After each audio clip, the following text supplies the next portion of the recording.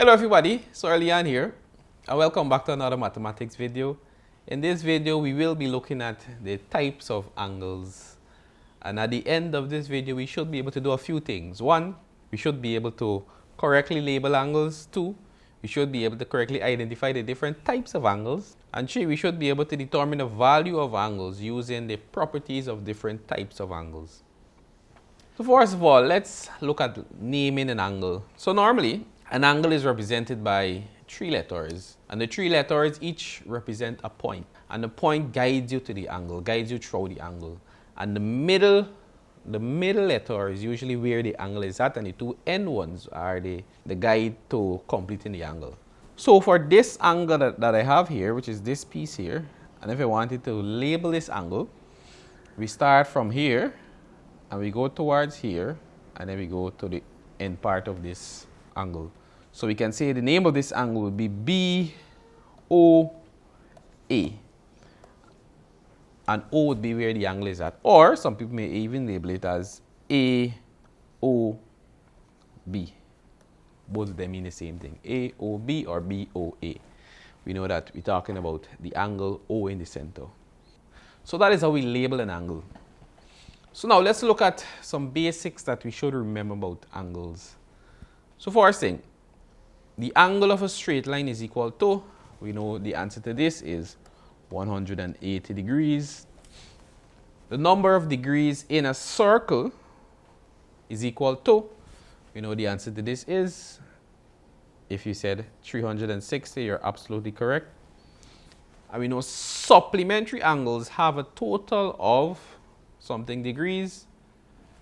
And if you said 180, you are absolutely correct. And complementary angles have a total of, if you said 90 degrees, you are once again absolutely correct. So let's examine the use of some of these points that we have here. So first of all, calculate the measure of angle X. So you see angle X kind of completes a circle. We have this part here of the angle, this part is measured 150. We have from here to here is measured 160. I want to know what is the remaining piece here. So we see angle X completes a circle. See, if it completes a circle, we know that the total sum of the degrees in a circle is 360. So to find this answer, we can say angle X is equal to 360 degrees, subtract, and we just add up these two angles that we have here, which would be 150 plus 160. So we can say angle X is equal to 360 minus 150 plus 160 would give us 310.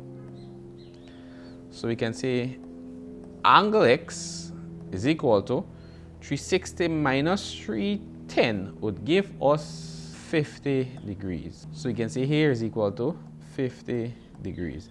So if you add up 150 plus 160 plus 50, we will get a value of 360. That completes the number of degrees in a circle. Our juices are flowing. Let's look at some of the types of angles that we want to look at in this video. So first of all, angles formed by intersecting line. The first one that we want to look at is vertically opposite angles. And it says, when two straight lines intersect, the angles that are opposite to each other are equal and are called vertically opposite angles. So in this example, we have this straight line here being intersect with this straight line. So what this rule or this property is saying, when two straight lines intersect, the angles that are opposite to each other are equal. So for this here, we can say this angle is equal to the angle opposite, which is this angle. So we can say angle A is equal to angle C.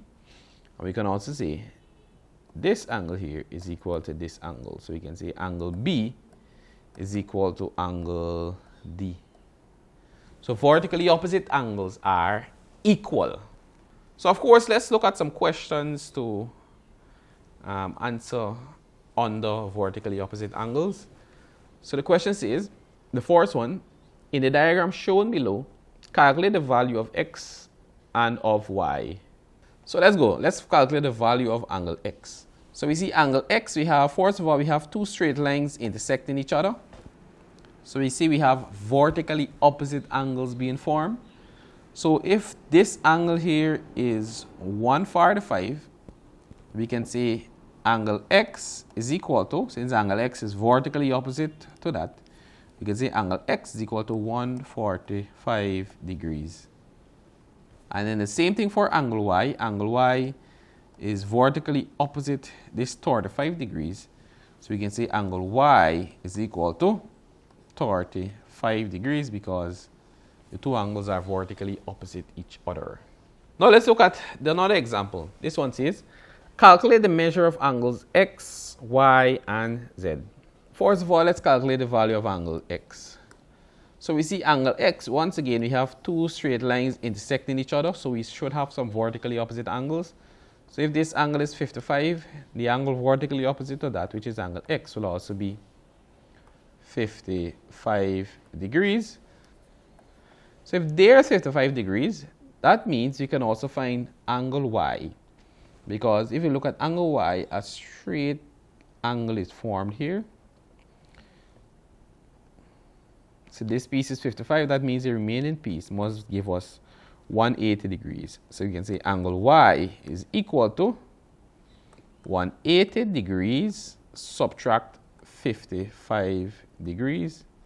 So we can say angle Y is equal to 180 subtract 55 will give us 125 degrees. So angle Y is equal to 125 degrees. So you can put that in here. 125 degrees. And last but not least, we want to find for angle Z. So angle Z is vertically opposite angle Y. So we can say angle Z is equal to 125 degrees as well. And that is how we can use the knowledge of vertically opposite angles to find for missing angles in a diagram. Now let's move on to corresponding angles.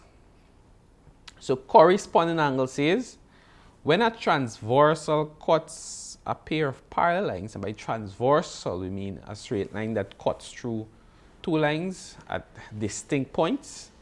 So when a transversal cuts a parallel line, the corresponding angles are equal. So corresponding angles are in the same relative position at each intersection. So same relative position at each intersection. Let's go through this theorem in detail. So we have two parallel lines here.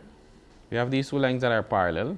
So what this is saying is that because these two lines are parallel and this transversal XY cuts these two parallel lines, here, this angle here is equal to the angle in the same relevant position, which would be this angle here. So these two angles are equal. Also, this angle here will also be equal to this angle here because they are corresponding angles. They are in the same relative position. And also, this angle here will be equal to this angle because they are in the same relative position. And of course, this one will also be equal to this one. So now let's look at alternate angles. So alternate angles are angles that occur on opposite sides of the transversal line and are the same size. So basically they are equal. Alternate angles are equal. And we can often spot interior alternate angles by drawing the Z shape. So from the time we have two parallel lines and a Z is formed, then those angles are alternate angles and they are equal. So in this one here, we see we have two parallel lines again, and we have the transversal. So from the time the Z is formed, those two are alternate angles. So here we look for the Z again, alternate angles. Also we can look for the Z again. It's a different kind of Z. Alternate angles again. So you just need to look for the Z and you will have alternate angles. But remember, the lines that form the Z, they must be parallel. So, and then the transversal cuts it. So these two lines must be parallel. If the lines are not parallel, for example, if you have something like this, and it cuts here, and you think a Z is here. No, this cannot work because the two lines are not parallel. So let's look at another one. Next one says co-interior angles. So as you can see, all of these different types of angles deal with parallel lines. So this one says, when a transversal cuts a pair of parallel lines again, co-interior angles are supplementary. And earlier we learned that supplementary angles add up to a total of 180 degrees. So we can spot these by drawing the C shape. For alternate angles, we looked at Z. For co-interior angles, we look at C. So from the time we have parallel lines and a transversal cuts, these two angles are co-interior angles and they are supplementary, meaning they add up to 180. So as we can see, alternate angles, corresponding angles, and co-interior angles all deal with parallel lines being cut by a transversal. So the lines must be parallel. Key thing to note. If you want to apply these properties, the lines must be parallel. Key. So co-interior angles, they are supplementary. So we have an example here. So this angle here and this angle here are co-interior. So when we add up those two, we will get 180 degrees. And the same thing for angle I and J. When we add up those two internal angles, we will get 180 degrees. So now let's put our knowledge to the test by answering these two questions. So find the size of the angles marked A, B, C, etc. in each of the diagrams below. So let's go through that. So let's look at A. So first thing we want to do, well, let's look at this diagram. So the first thing we want to do, we want to find what is the size of angle A. So the size of angle A would be, so first of all, we have parallel lines because that is the symbol shown there. And we have a transversal cutting. And then we have a C being formed here. So because the C is formed, we can say that A is a co-interior angle to 110. So we can say A is equal to 180 subtract 110 because co-interior angles are supplementary. So we see angle A is equal to 180 subtract 110 would give us 70 degrees. So we see angle A is equal to 70 degrees. So we can put in that 70 degrees. Next thing we want to do, we want to find for angle B. So for angle B, once again, we see it's a co-interior angle. We see a C is formed, but it's a back to front C. So we can say angle B is equal to 180 subtract 40 this time. So B would be equal to 140 degrees because it's a co-interior angle. One thing we can do to check, so we know here is 140. So let's add up all of the angles inside of this shape because we know it's a four-sided shape, mean we should get 360 degrees as the sum. Let's see if we'll get 360. So we'll have 110 plus 140 plus 40 plus 70. And we will get 360 degrees. So we are correct. Now let's look at another diagram. So the other diagram, we have some shapes. We have some lines. So we have a parallel line here. We have a transversal cut in here and here as well. And they give us just this angle here. So let's use that knowledge to find for all the angles here. So we have 60 degrees here and we have A. The first thing we want to do is find A. So you can say A is equal to, so as we can see, we have a parallel line and a transversal being cut. And as you can see, A is vertically opposite to 60. So we can say A is equal to 60 degrees, and our reason would be because it's vertically opposite to 60. So you can say A is equal to 60 degrees. And the same thing we can do for C.